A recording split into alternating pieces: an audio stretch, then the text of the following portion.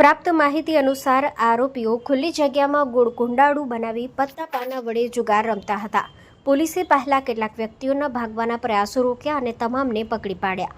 તમામ આરોપીઓ વિરુદ્ધ ડભોઈ પોલીસ સ્ટેશનમાં ગુજરાત જુગાર પ્રતિબંધિત અધિનિયમ કલમ 12 તેમજ સંબંધિત કલમો હેઠળ ગુનો નોંધાયો છે.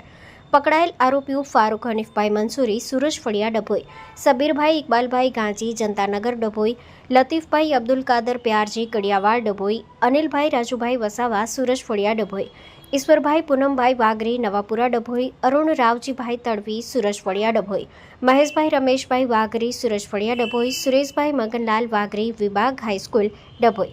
અન્ય એક આરોપીની તપાસ ચાલુ છે. જપ્ત કરાયેલા મુદ્દામાલમાં 23,450નો અંગ ઝડતી દરમિયાન તથા 10,130 રોકડ, કુલ રકમ 33,580નો મુદ્દામાલ સામેલ છે. એક આરોપી સ્થળ પરથી ફરાર હોવાનું જાણવા મળ્યું છે. હાલ એલસીબી પોલીસે વિસ્તૃત તપાસ હાથ ધરી છે અને જુગારના સંચાલકની ઓળખ માટે તપાસ ચાલુ છે. Story report by Uday Pandya, Dabhoi.